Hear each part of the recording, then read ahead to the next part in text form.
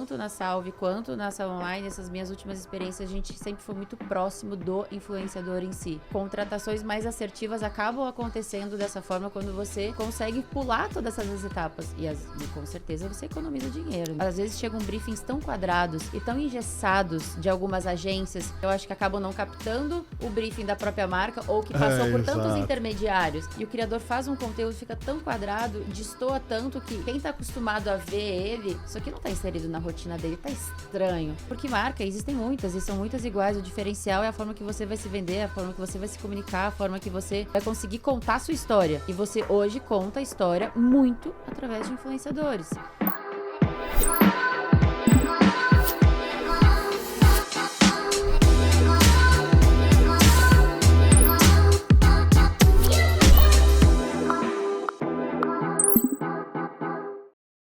Fala pessoal, tudo bem? Sejam bem-vindos a mais um Brain Sites, o podcast que promete falar sobre o futuro do mercado com criadores de conteúdo. Eu sou o Rafael Arte, o seu host, e hoje tô com uma pessoa super legal aqui, que a gente tá batendo um papo muito bacana, que é a Ká. Ká, por favor, se apresente pro pessoal. Oi, bom dia.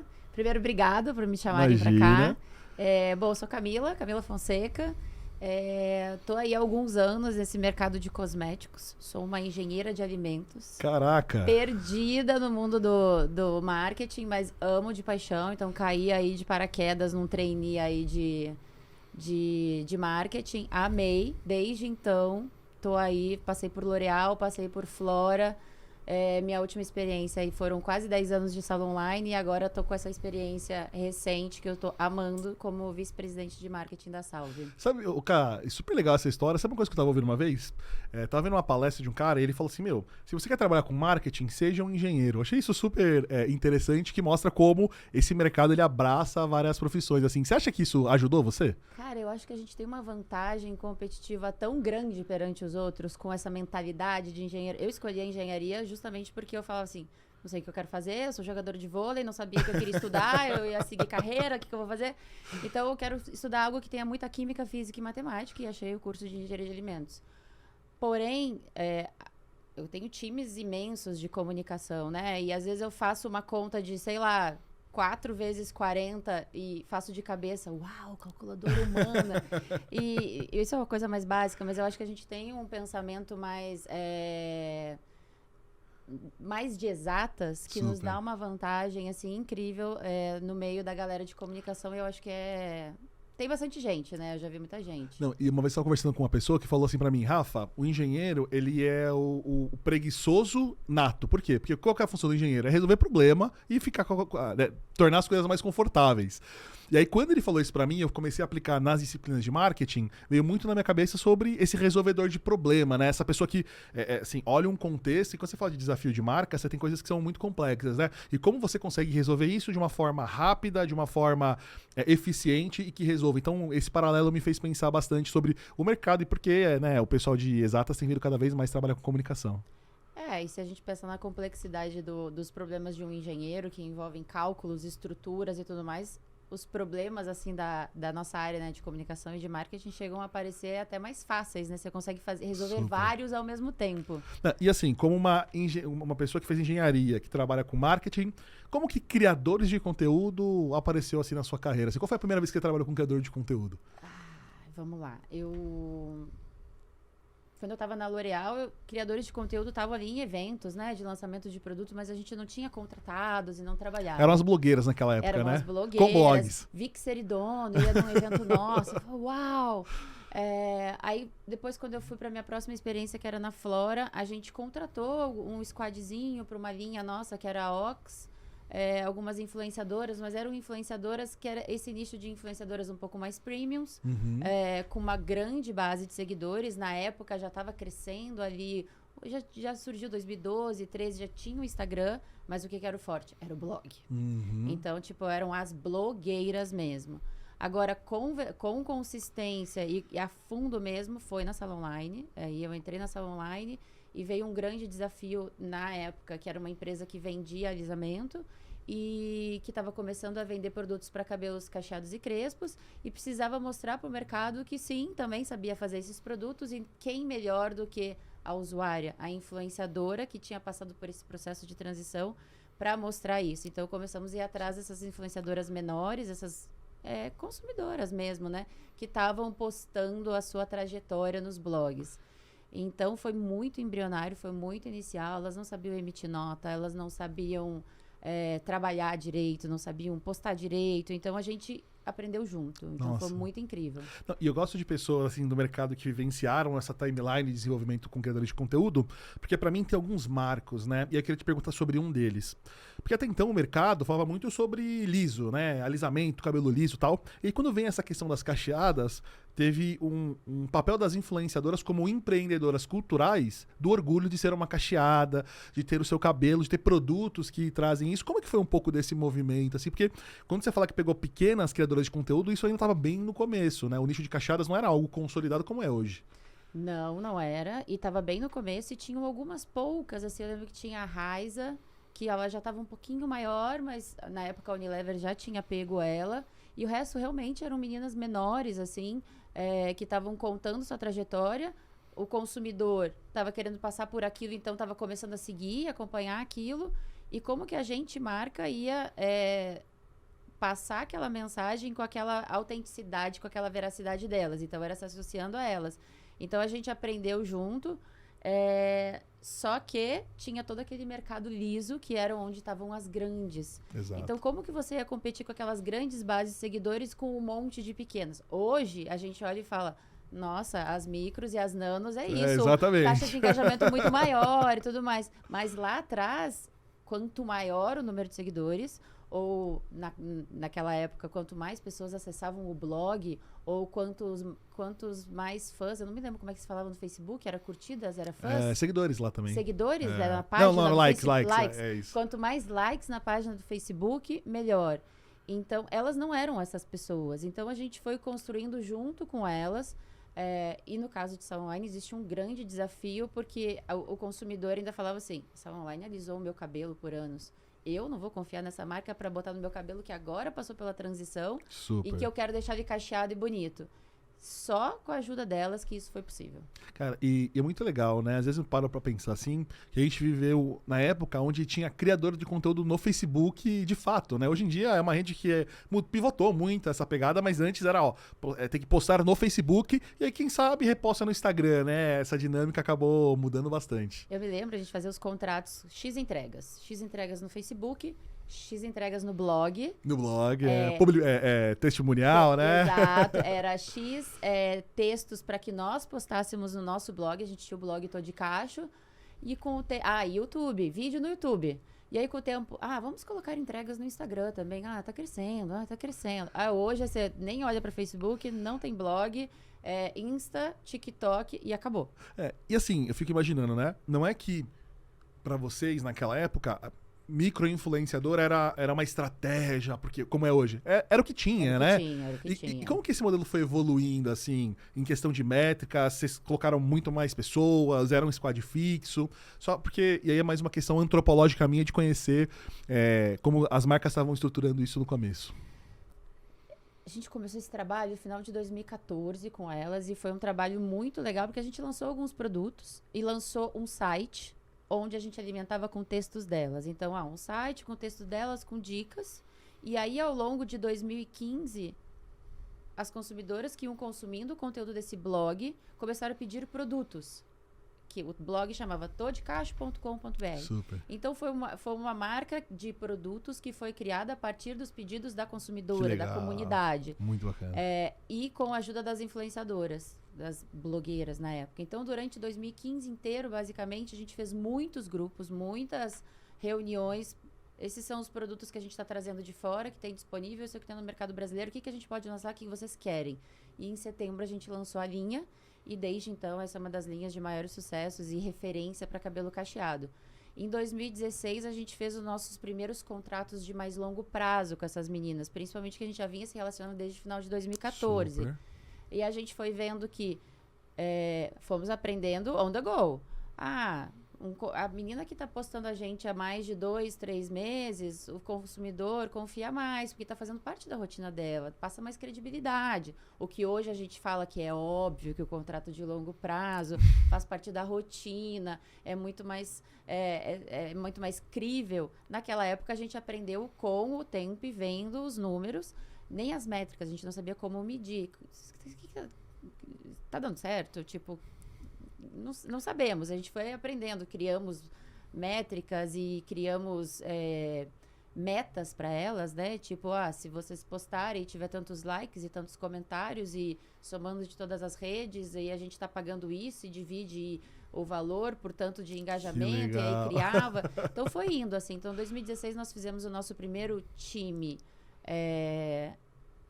assim, de contrato de mais longo prazo. E eu me lembro que foi muito icônico, porque é quando a gente fechou o contrato do time de 2017, lançou o iPhone 7, nós demos um iPhone 7 para cada uma.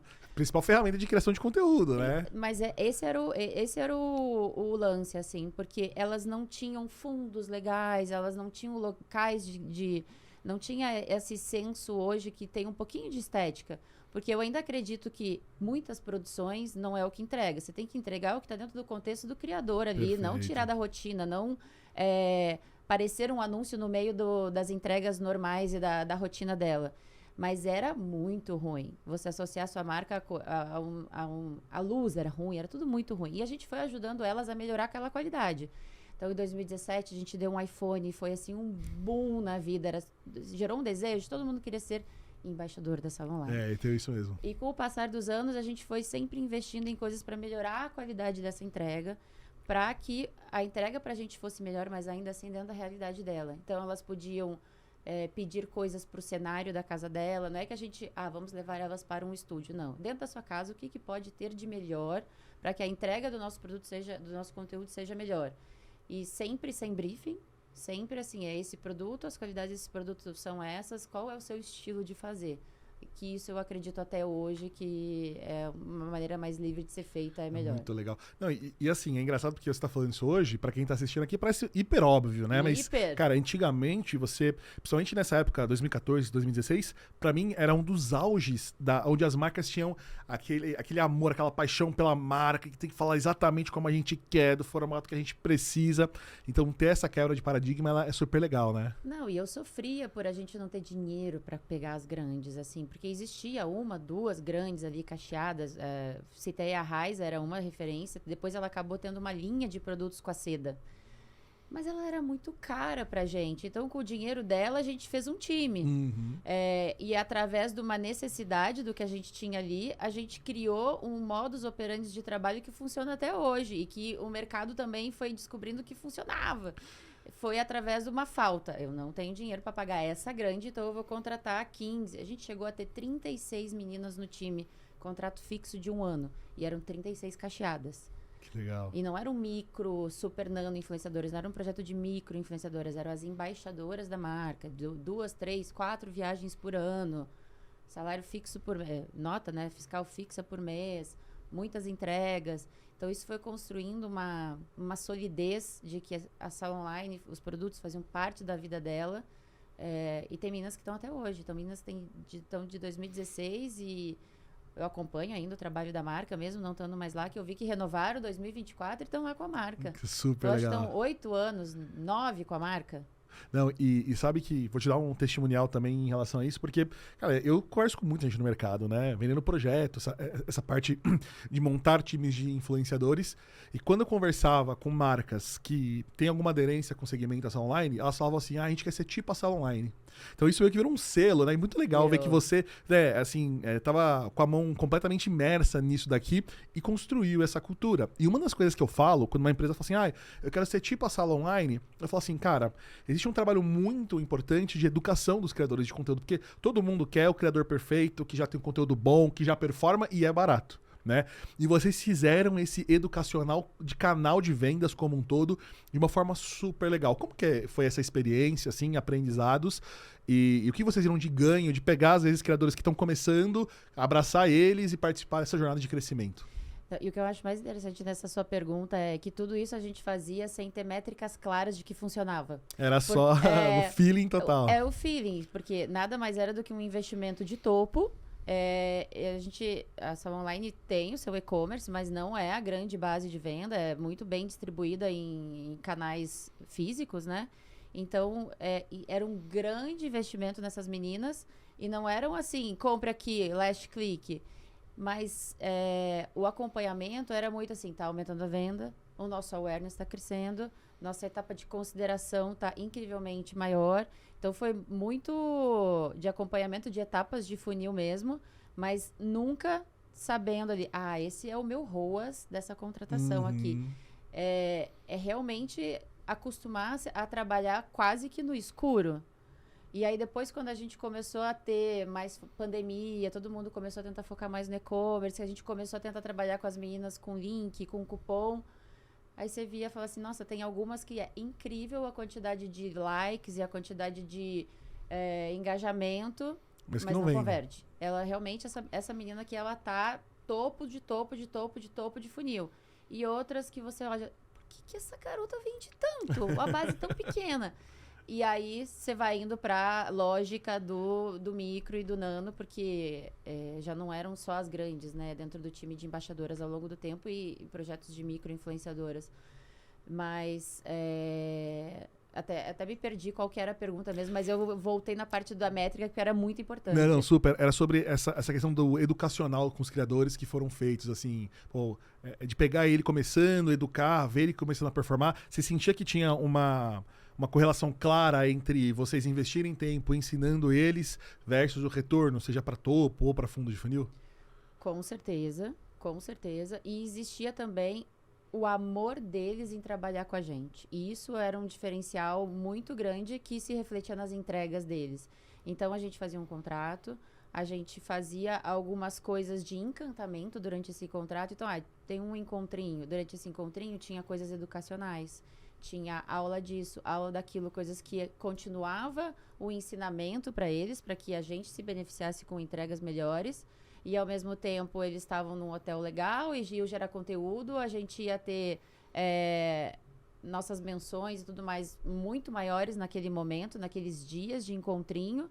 E a gente ia percebendo sempre que as entregas e a qualidade e as talvez oportunidades de viralizar iam sempre aumentando, né? Porque a gente nunca sabe quando a gente vai viralizar, né? O sonho da gente vamos viralizar este mês com este lançamento, mas não é sempre que acontece. Mas, assim, gerando oportunidades para que algumas coisas aconteçam, a gente conseguiu ver isso muito nitidamente. E com equipe de ponto de venda, as pessoas chegavam. Eu vi isso no Instagram da fulana. Eu quero este produto. Nossa, eu imagino que esse feedback, até do varejo, trazendo para vocês essa percepção, é incrível, né? Porque quando eles percebem que uma coisa que está sendo feita aqui está reverberando lá na gôndola, que é uma realidade completamente diferente, é um diferencial. Mas acho que um insight grande que eu pego disso que você está falando para mim é que existiu uma humanização do processo de influência, né? Eu hoje, quando trabalho com criadores de conteúdo, eu percebo que existe uma hierarquia, assim, quase opressora da marca gigantesca trabalhando com criadores e tem uma separação. Só que o creator, ele ama aquela marca, então ele quer estar em conjunto. Então, quando você fala sobre isso, de fazer um evento, colocar no hotel, conversar, você humaniza e você traz, né, esses criadores de conteúdo, que são fontes de mídia muito importante, para perto da marca, até por uma questão de feedback, desenvolvimento de produto e assim por diante, né?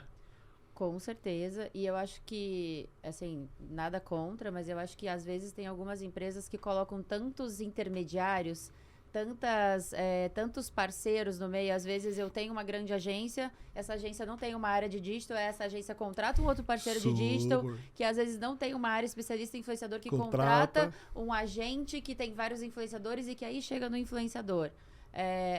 Tanto na Salve quanto na Salão Online, essas minhas últimas experiências, a gente sempre foi muito próximo do influenciador em si.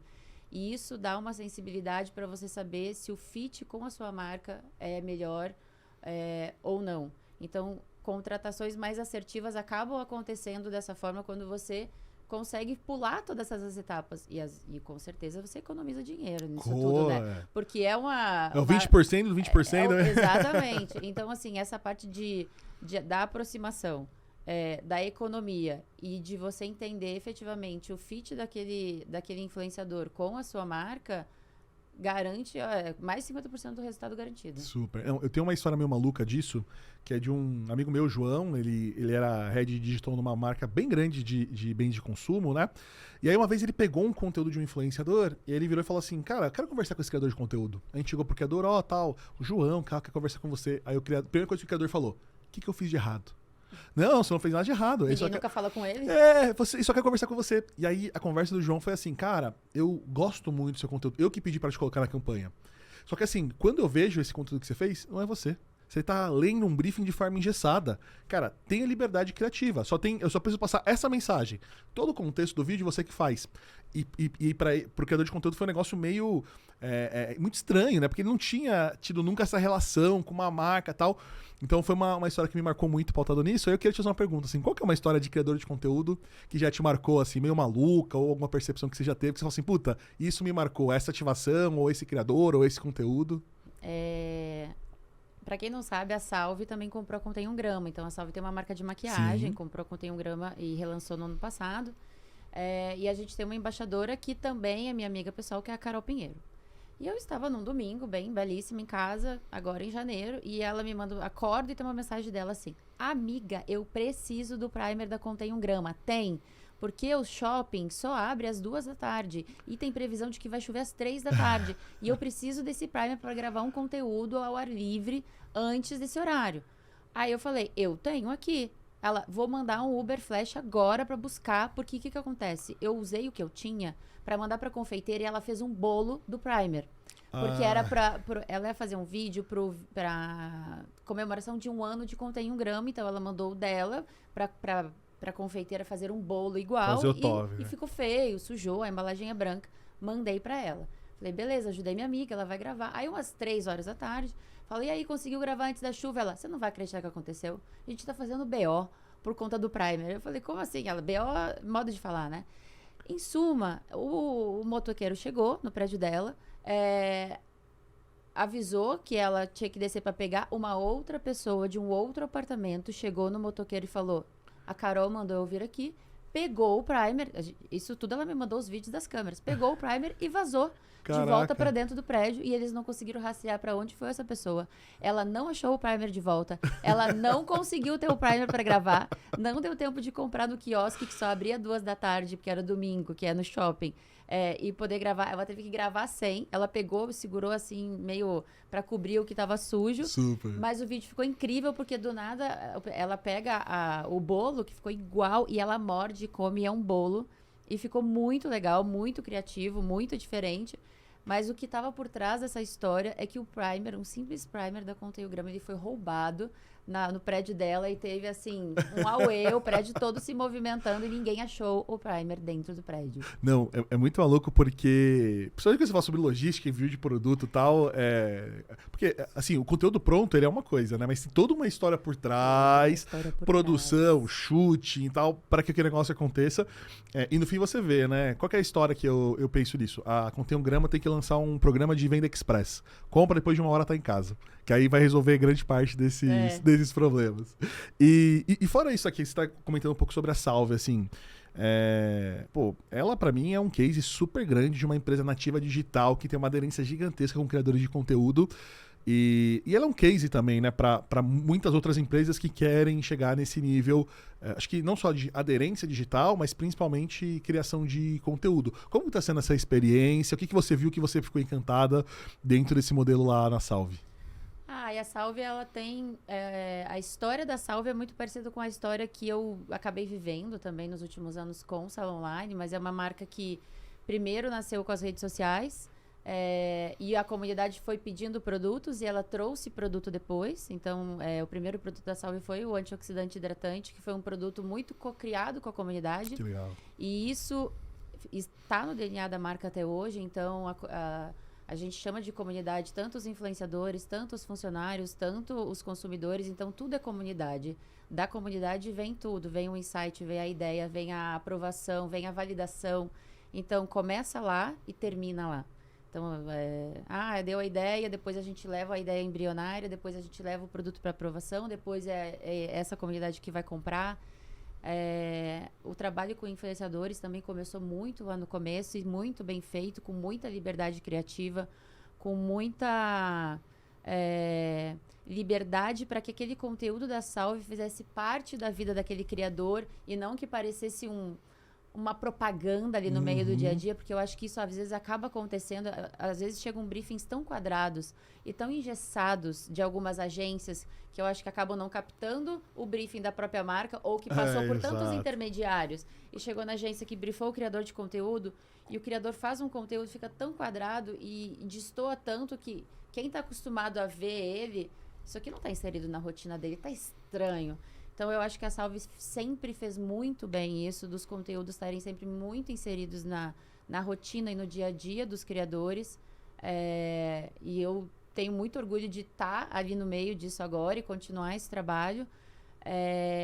Voltamos agora, no final do ano passado, a fazer um trabalho de consistência. Então, formamos novamente um time de embaixadores com contratos mais longos para voltar com esse trabalho de o consumidor se identificar de mais longo prazo com alguns, mas sempre pontualmente contratando vários ao longo dos meses, trabalhando com micro e nano, trabalhando com afiliados, A gente tem um programa de afiliados, né, internamente, e a gente usa muito esses afiliados também para contratar conteúdos para performance. Perfeito. É um modelo que tem dado muito certo. Enfim, assim, eu acho que influenciadores e Salve é uma coisa que não tem como separar. Faz parte lá desde o início. Influenciadores, Salve e comunidade. Sabe uma coisa que eu fico pensando, assim? Porque existe um desejo de toda marca muito grande e que vem do velho mercado de querer, né, se enquadrar nessas comunidades digitais. Só que sem querer mudar uma coisa que é o DNA fixo, que é justamente essa questão da liberdade, né?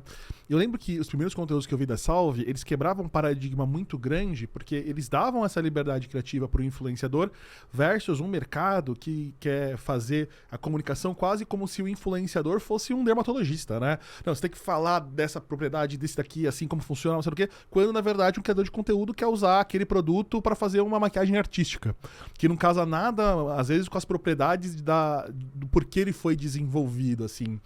E a gente tem muitas empresas que olham aqui o Brand Insights para tentar trabalhar internamente na companhia essa mudança de mindset, assim. Se você fosse dar assim, um conselho para essa galera sobre mudar o mindset, começar a trabalhar com os criadores nessa visão de comunidade, qual que seria, assim, uma...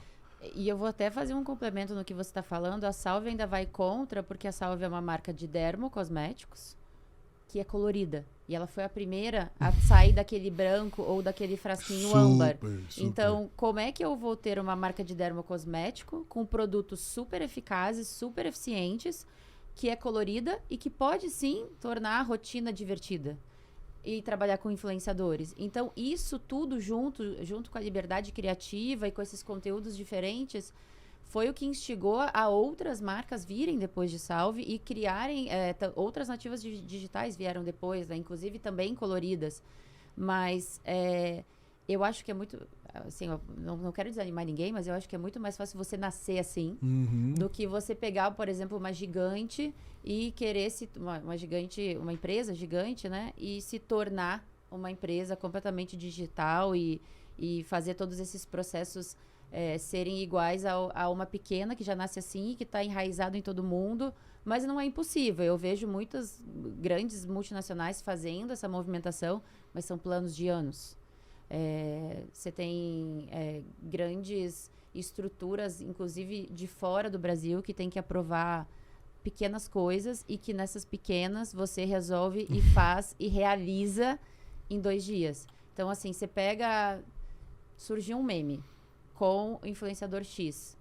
Se é na Salve, eu vou lá, olho, a gente conversa, a gente contrata naquele mesmo dia e talvez no dia seguinte eu já esteja postando um conteúdo com esse influenciador.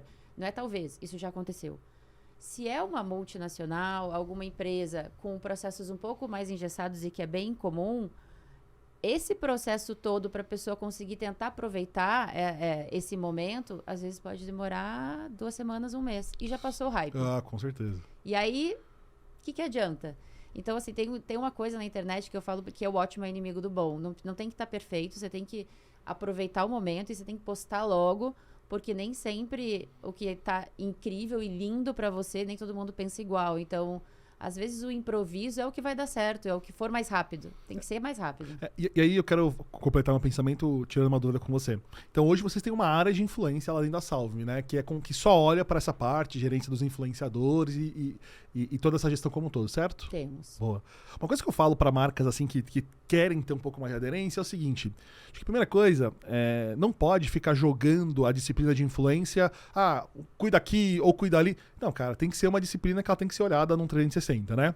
A segunda coisa é que, de fato, você está certo, né? É um mercado muito dinâmico, então é muito mais sobre você ver qual é a pauta das pessoas e trabalhar, né, na sua comunicação do que você forçar uma pauta própria. E eu vejo que muita marca investe muito dinheiro e não consegue emplacar o viral como um todo. E o terceiro é um pouco dessa... abrir mão desse controle, né? Eu gosto muito desse exemplo porque uma vez eu estava fazendo uma campanha com uma marca e aí ela fazia aprovação de conteúdo e todos os conteúdos de influenciadores do Nordeste estavam pedindo refação. Refação, achei meio estranho, assim.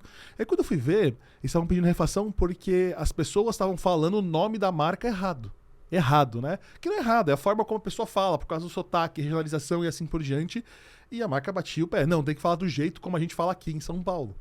Então, se a pessoa não está aberta a abrir mão, às vezes, da fonética da marca, porque faz sentido, e o consumidor chama a marca do jeito que quiser, até o McDonald's se apropriou disso, né? Em vez de lá, o McDonald's virou Mac, né? Então, se você... O Oxo, ou que sou. Exato, né? Ó, fala como você quiser que tá tudo bem. Se você não está disposto a abrir mão um pouco desse controle, jamais você vai conseguir ter uma aderência ou competir nesse segmento com a marca que nasceu no digital, né? Com certeza. Sim, sem sombra de dúvidas. E... É quase um preconceito, né? Você... Com certeza. Até porque, e assim, né? Principalmente quando você fala de regionalização, a gente tem uma impressão aqui a nossa bolha São Paulo-Rio, que você quer que as coisas funcionem desse mesmo jeito. Um outro exemplo que eu dou foi uma ativação que a gente fez uma vez com um outro parceiro no Norte, e eles estavam reclamando sobre a qualidade da criação do conteúdo. E assim, não é que o conteúdo era ruim porque o criador não era bom. O conteúdo ele não tinha tanta qualidade porque o celular do cara é um celular inferior, assim, né? Não é um iPhone e tal. É um celular básico, mas que ele cria o conteúdo e a audiência ama, né? Então, esse apego à estética, ao conteúdo, ao brand book, que vem, às vezes, dessa indústria mais offline, do criativo de televisão e tal, quando você vai pro digital, você tem que abrir mão. Se você não tiver disposto a abrir mão, você jamais vai ter aderência com as comunidades digitais, que têm seus signos, as suas falas e, principalmente, o seu modo de trabalhar em cima disso. E eu digo mais, assim, eu acho que ao você contratar um influenciador, você quer uma entrega que você não faz. Então, pensando exatamente nessas empresas maiores, nesses formatos, são empresas que provavelmente fazem grandes campanhas, super mais estruturadas, super mais produzidas e que, às vezes, no seu próprio Instagram ou no seu próprio TikTok, ainda assim só tem conteúdos super ultra produzidos. Por que essa empresa foi atrás do influenciador? Porque sabe que a base deles, ou quem segue eles, quer ver o conteúdo deles, a forma que eles produzem o conteúdo. Perfeito. E o maior erro é ir lá e engessar o conteúdo e tentar fazer da forma que eles, marca, fazem na sua rede. Então, porque marca, existem muitas, e são muitas iguais. O diferencial é a forma que você vai se vender, a forma que você vai se comunicar, a forma que você vai conseguir contar a sua história. E você hoje conta a história muito através de influenciadores. Então tem que deixar eles contar, cada influenciador contar a sua história da forma deles. E aí todos contando a sua história da forma de cada um vai formar a sua história. O seu briefing, os seus produtos, tá aqui, isso aqui é o diferencial do produto, agora conta da sua forma. A gente tem surpresas tão gostosas com conteúdos que a gente recebe. Imagina. A gente agora na Salve a gente tem a Cláudia Ohana, de embaixadora.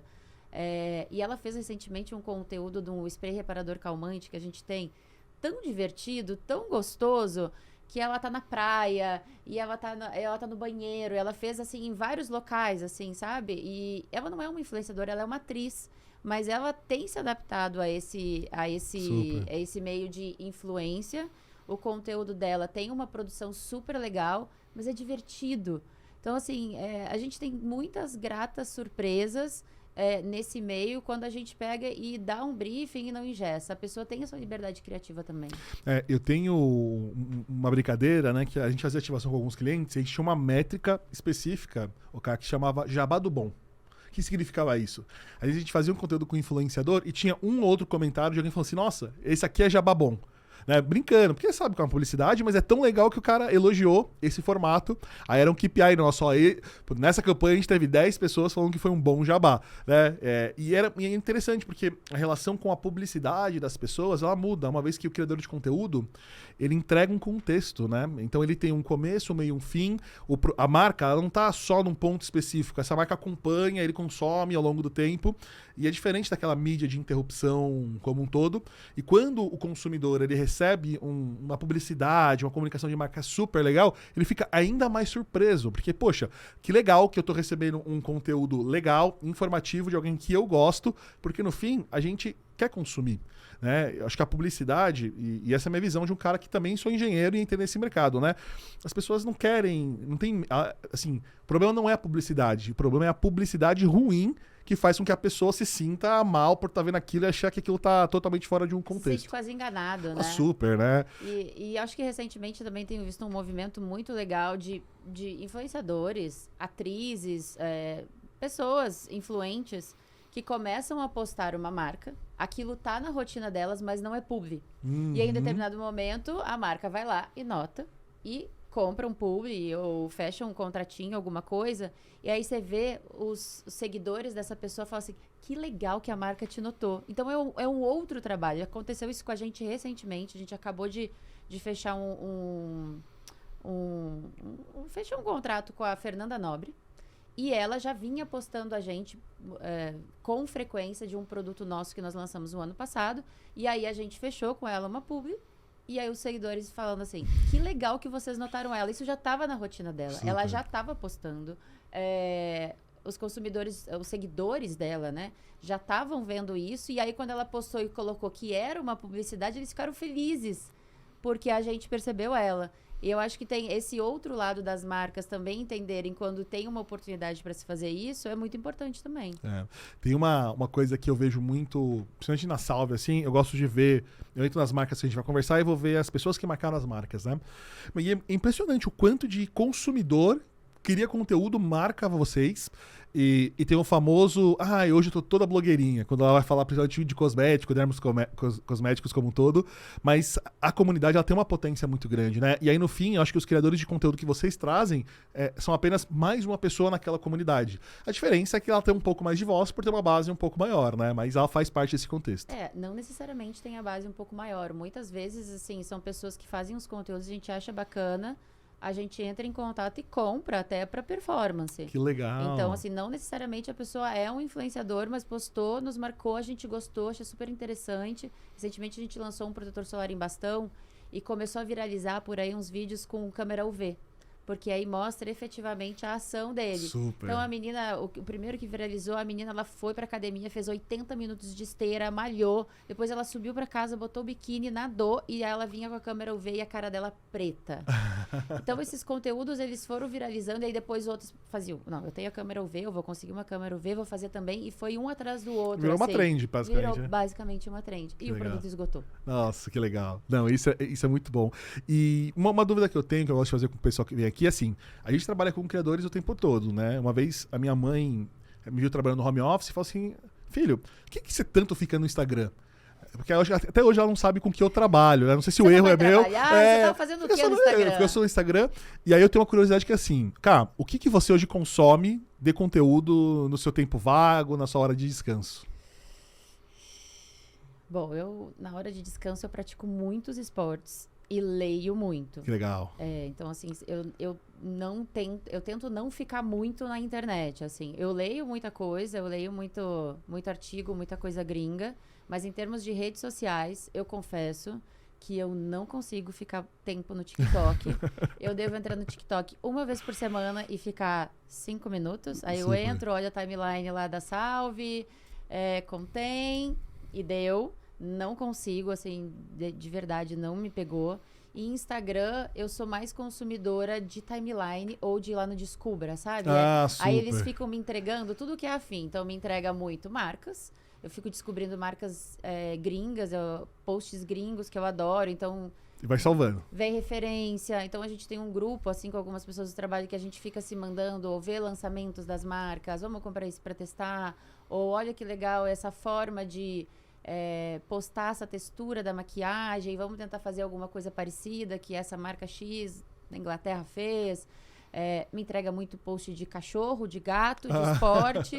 É muito variado, assim, muito variado mesmo. Assim, como eu trabalho, sei lá, 10 horas por dia, então eu tento... Não, mas super. Dar uma... A minha percepção, assim, ou a pessoa que trabalha muito com isso, hard user, não consome, porque, cara, você fica o dia inteiro, ou elas têm um perfil do tipo, que é muito parecido com o meu, que assim, às vezes eu chego e falo assim, vou desafiar o algoritmo do TikTok e me entregar a coisa mais aleatória do mundo. Aí eu começo a ver as coisas assim, aí daqui a pouco eu tô vendo sobre reprodução de abelha, aí daqui a pouco eu tô olhando lá, a última coisa que eu tava vendo era a criação de ganso. Eu falei assim, eu acho que eu preciso ter um ganso, porque eu vi lá uma pessoa que tinha um ganso e usava como animal de proteção pra casa, mas eu gosto de deixar o algoritmo me levar. É impressionante como ele leva, né? Com certeza. E às vezes eu vejo isso no YouTube também, tipo, vem alguém na minha casa e começa a ver algumas coisas e depois eu pego, clico e ele vai entregando a sequência. Eu falo, gente, que é isso? Meu afilhado veio em casa, começou a ver uns desafios matemáticos e aí ele foi embora e eu continuei fazendo os desafios matemáticos no YouTube. É muito legal. Eu tenho uma regra de ouro, cara, que é assim, ó, ninguém mexe no meu algoritmo do YouTube, ele é sagrado, assim, porque eu fiquei 10 anos cultivando o meu conteúdo lá. Agora, Instagram, o Spotify, às vezes, na retrospectiva lá, ele fica maluco, que ele vê que eu ouvi uma coisa nada a ver, aí é o meu sobrinho ouvindo música infantil e tudo mais, ele fica pirado. E queria aqui, já indo pro final, encerrar o nosso papo, a gente tem aqui como que eu posso dizer assim, sei lá, um ritual. Vamos falar assim, a gente tem um ritual, que basicamente é trazer uma pergunta de um convidado para que você possa responder e depois pegar uma pergunta para levar para uma próxima pessoa que vai sentar aqui no nosso podcast. E aí, no último papo que eu estava tendo, surgiu uma questão sobre saúde mental, assim, né? Principalmente para criadores de conteúdo, pessoas que são altamente expostas, principalmente a relação das marcas com isso, né? Porque, às vezes, né, a gente como marca faz uma ativação com um criador que tá tudo bem, conteúdo super legal, aí tem um dia lá que ele acordou, sei lá, né, com alguma coisa que aconteceu e essa pessoa tem a possibilidade de destruir a carreira dela com 3 conteúdos, né? E aí, você que trabalha com criadores há tanto tempo, já deve ter visto muita coisa, como que você acha que é essa relação, né? De saúde mental, criadores de conteúdo, esse mundo cada vez mais conectado, cancelamento, o que você tem de percepção? Eu acho que ele é bem complexo, assim, eu acho que depende muito da pessoa, depende da maturidade. Eu já passei por situações de ter pessoas trabalhando com a marca, assim, e de a gente ter que pegar um psiquiatra e intervir. Nossa. De pagar psiquiatra pra pessoa, de achar que a pessoa tá, talvez, prestes a cometer alguma besteira. Então, assim, já vi de tudo. Eu realmente acho que existe o ônus e o bônus dessa exposição. E percebo cada vez mais as pessoas tendo a maturidade do que mostrar. Mas existe ainda em muita gente, principalmente... Eu acho que quanto mais nova, conforme vai passando a maturidade de idade, posso estar enganada, mas eu percebo essa relação ainda, as pessoas vão aprendendo a se expor menos. Então, para o meu trabalho tem esse mínimo de exposição que eu tenho que ter, eu posto os stories da minha vida, mas posto pouco o meu marido, posto pouco o meu filho, posto mais meu cachorrinho. Então, são coisas que vão blindando, de alguma forma, algumas coisas. Mas tem outras pessoas que assim, terminou o namoro, posta stories chorando. Essas pessoas ficam muito mais suscetíveis e muito mais vulneráveis a problemas seríssimos. Seríssimos, assim. E eu já vivenciei com influenciadoras que viraram amigas e com influenciadoras que eu só trabalhava, assim. É bem problemático, é bem assim, é muito complicado, assim, a cabeça das pessoas não tá preparada pro nível de hate que tem. Eu já trabalhei com uma influenciadora que ela era bem, eu diria, muito bem resolvida com o seu próprio corpo, porém, ela não tinha uma única pessoa que comentava que era bem resolvida com o corpo dela. Então, ela postava fotos, assim, super feliz com o seu próprio corpo, usando biquininho, e ela acima do peso para os padrões das pessoas, e as pessoas, sai daí, sua ridícula, que é isso, seu marido deve te trair, e daí para baixo. Então, assim, para você ler um nível de comentário desse e ficar bem resolvida, ou você faz que tá bem resolvida, ou você realmente é muito bem resolvida e vivenciar foda-se. isso. E eu acho que é 50-50. Eu acho que tem os 50% de que é bem resolvida e foda-se, porque eu quero passar essa mensagem, eu quero que tenha mais pessoas como eu que não deem bola para essas pessoas. E tem a outra metade que eu acho que chora abraçada no travesseiro em posição fetal. Eu tava uma vez no fórum e aí surgiu uma questão que era assim, você acha que as marcas têm responsabilidade sobre isso? Tipo, de ter acolhimento ou de, pelo menos nesses pools, né, a mais longo prazo, com criadores de conteúdo, fornecer algum suporte como esse que você já falou que acabou fornecendo? Ou não, é uma coisa meio separada, que é a profissão da pessoa e ela tem que ter esse relacionamento? Eu diria assim, Camila, nas experiências que eu tenho, nos modelos de contrato que eu trabalhei e trabalho, eu basicamente me sinto quase que parte, assim, e eu me sinto bem em fazer parte também, porque existe uma relação próxima, não tem aqueles montes de intermediários e a gente acaba convivendo muito. Então, no caso de Sala Online, fazia muitas viagens, você passava dias e dias com as pessoas, você acabava conversando, tendo uma relação, sabendo da vida pessoal, sabendo dos problemas, sabendo da família, filho, pai, mãe. Então, em algum momento, você sabia de alguns problemas, sabia até dos gatilhos que poderia ter acontecido para, naquele momento, você viu que a pessoa deletou a timeline inteira e falou que tá mal, ou até postou que vai se ausentar, esses tipos de coisa. Você já sabe, bandeira vermelha pode ser isso. Agora, se você tem uma relação com 3, 4 intermediários, tem 2, 3 entregas para serem feitas e você nem fala com o criador, aí eu acho que é uma relação de marca bem diferente. Eu não experienciei esse tipo de relação nos últimos anos. Então, eu não sei se eu me isentaria. Mas a gente, Salve, e na minha experiência passada, eu sempre tive uma relação muito próxima e a gente desenvolve conversas mesmo. Eu tenho uma filosofia de vida que é o seguinte, né? É óbvio que tem pessoas que falam que a gente tem que separar vida profissional de vida pessoal, mas no fim, se você tá com um problema em casa, você não vai produzir no trabalho, né? Então, criadores que têm essa conexão com marcas que são muito mais próximos, eu tenho, e aí eu acho que é um feeling, ainda não fiz provas matemáticas, mas que as entregas funcionam muito melhor porque eles têm essa segurança e eles têm essa questão de, cara, não posso decepcionar quem acreditou em mim. Agora, quando é uma entrega meramente comercial, distante, como você falou, meio que é uma questão de, então vamos quebrar contrato, acabou, não tem mais essa percepção. Então, no fim, criadores de conteúdo, acho que é um modelo mais complexo porque eles são pessoas. Não é um dashboard do Google que você clica 3 vezes e otimiza a mídia ali. Não é o leilão do Google lá. Exato. Que inclusive agora falou, menos segmentação, por favor. Criador de conteúdo não.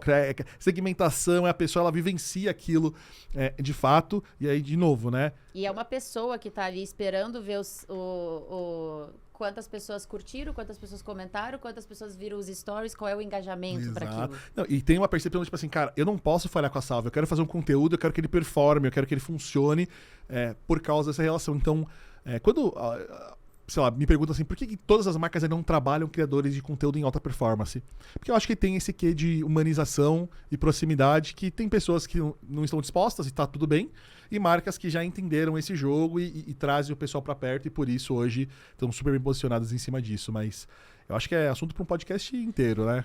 Eu acho que essa mesma premissa vale para uma relação entre gestores e funcionários. Eu acho que você ter essa proximidade, você ter essa liberdade, tipo, eu tô com um problema pessoal, realmente não dá, e você ter essa liberdade para viver esse problema pessoal tranquilamente, saber que vou ter que ficar ausente aí 2, 3 dias, mas quando eu voltar tá tudo bem, tô sendo compreendida. Dá uma segurança pro funcionário, né? E tudo começa com uma conversa. Na Salve a gente conversa, inclusive, com os afiliados. Então, os afiliados, a gente tem uma gestão dos afiliados próxima. A gente faz eventos online. Muito legal. Amanhã, especificamente, a gente tem um evento presencial com afiliados na nossa Casa Salve. E depois a gente vai ter uma live com plateia. Eles vão fazer parte da plateia. Então, a gente, mesmo eles sendo basicamente um canal de vendas, onde eles são comissionados e tudo mais, ainda assim, a gente quer ouvir eles, a gente quer conversar com eles, quer ter o feedback e quer constantemente melhorar e se relacionar. Muito bacana, cara. Esse é um modelo muito interessante, depois eu quero saber um pouquinho mais sobre isso. E aí, pra finalizar aqui, cara, qual é uma pergunta que você gostaria de deixar aí pra uma próxima pessoa que vai sentar, que a gente vai ter um papo super legal, poder também trazer o ponto de vista, assim? Eu acho que até pelo que a gente estava conversando antes de começar a conversa e o que a gente veio falando ao longo da trajetória, que eu acho que lá atrás era muito desesperador o quanto a gente queria ter influenciadores grandes, né? Hoje a gente tá e a gente sabe que o engajamento é muito maior de micro e nanos influenciadores. Eu acho que a minha pergunta, e a pergunta do milhão, porque se alguém tiver essa resposta, mas what's next, sabe? Tipo, o que vem? Porque antes a gente ficava grandes, grandes, grandes. Hoje você contrata os grandes, mas não é a grande base das suas campanhas. Tem os micro e nanos. Assim como antes era Instagram, Instagram, Instagram, agora a gente tem aí o TikTok nas nossas vidas, independente da sua faixa etária, independente do seu Você é conteúdo, impactado uma por isso, ferramenta de busca. O que vem? Legal. Tipo, eu acho que essa é uma pergunta que eu vou querer ouvir o próximo para ver E eu vou se a pessoa fazer vai responder. Não, eu vou fazer no começo do podcast, porque a gente fala bastante sobre isso. Então, tá bom. Boa, cara. E aí, pra gente finalizar e antes de se despedir, qual que é um grande insight que você tirou do nosso papo, assim? Fala o seu que eu falo o meu. Eu acho que eu fico muito feliz de estar trabalhando e de vir trabalhando nos últimos anos em função da comunidade. Assim, conversando com você antes e agora durante, a gente estava falando muito sobre o diferencial que é a gente focar na comunidade, a gente saber o que a comunidade quer, a gente trocar com a comunidade, a gente ter essa mobilidade de fazer coisas rápidas e ágeis e aproveitar as trends, aproveitar os memes e tudo mais. Eu acho que o que eu fico desse papo, do que a gente teve aqui, é que esse é o caminho e que a gente está no caminho certo, sabe? Super legal. Eu acho que o meu insight é muito parecido com esse, que é... Hoje existe um modelo que as marcas não podem ignorar, que são as comunidades digitais, né? Eu sinto que uma marca hoje que quer trabalhar em excelência nisso, ela tem que pedir licença para entrar em comunidades que hoje já existem e ver se essa comunidade abraça, né? Quando você fala de Salve, quando você fala de Sal Online, eu senti que foram marcas que a comunidade abraçou. E isso fez um diferencial muito grande, né? Versus empresas que forçam essa entrada, que querem... Sabe aquela pessoa chata que está conversando com alguém, ela vai, rodeia, quer entrar na conversa ali e fica interrompendo? Então, acho que o entendimento dessas comunidades e como as marcas podem trabalhar junto com elas é um grande diferencial, é o que vai ficar para o futuro. E acho que os dois cases que você está me contando aqui, até um pouco da sua trajetória antes, mostra que as oportunidades hoje já estão aí, as comunidades já estão formadas. Agora a grande questão é como que a gente encontra elas, né?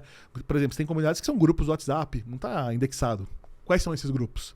Grupo no Facebook, grupo no Discord, grupo... Tem que ir pro mar aberto pra descobrir. Cara, então eu acho que tem um negócio super legal. Uma vez eu tava no Facebook e aí eu descobri um grupo de pedreiros que falavam sobre... Sua alface hidropônica. Não. Olha qual era a pegada do grupo. Era assim, ferramentas que eles desenvolviam para fazer o trabalho deles mais fácil. Então, o exemplo era... Hoje, um pedreiro, quando ele vai... fazer a caixinha do correio na parede, ele vai quebrando com uma talhadeira, né? Aí teve um cara que ele desenvolveu um negócio que é uma boca de ferro exatamente do tamanho da caixinha, que ele vai e bate 3 vezes e ele abre o buraco da caixinha, e aí ele fala que isso otimiza, sei lá, 6 horas de trabalho do cara. E a comunidade era sobre isso, então ele ensinava como ele construía essa ferramenta, era só sobre esses hacks. Aí eu fiquei... Aí, na minha cabeça, né, fiquei pensando, imagina se um Leroy Merlin entra aqui e faz um trabalho junto com esses caras, sabe? É super legal. Então, o meu grande insight é, precisamos achar as comunidades que ainda não têm essas marcas que foram abraçadas para poder fazer um trabalho legal e rentabilizar em cima disso. E eu acho que um bom exemplo de comunidades formadas e que são, assim, fiéis é quando você tem um problema, você tem uma pessoa que reclama alguma coisa na rede social e você, antes mesmo de a marca se posicionar, a própria comunidade vai lá e fala, não... a Salve isso e aquilo, não, a Salve Online isso e aquilo. Então, assim, você tem defensores. Você cria uma comunidade que ela é fechada. Então, vamos supor, vai alguém ali e fala... lançou esse produto, será que é pro meu tipo de pele? Talvez o outro produto não era pro meu tipo de... Não gostei do outro produto. Aí vem alguém e fala, você não gostou? Você não gostou porque não era bom pro seu tipo de pele. Esse aqui vai ser bom pro seu tipo de pele. Então, eles já vão, eles mesmos, resolvendo ali. Eles, se abraçam e abraçam a marca. E claro que o produto vai ser bom pra você. É nosso. A gente criou junto. Eu lembro de um caso desse, da base pra pele de mulheres pretas, né? Era muito isso. Surgiu de, puta, não acho, não consigo, as marcas não... Opa, como as marcas não fazem? Ó, essa daqui faz. Inclusive eu uso e gosto pra caramba. E aí quando você vai ver, era uma DNVB, né? Que criou, nasceu num ambiente como esse e teve essa percepção. Teve aquela do Band-Aid, né? Que o pessoal fala que era Band-Aid cor de pele. Aí foi ver, era um Band-Aid que era só de cor de pele clara. Aí teve uma empresa que lançou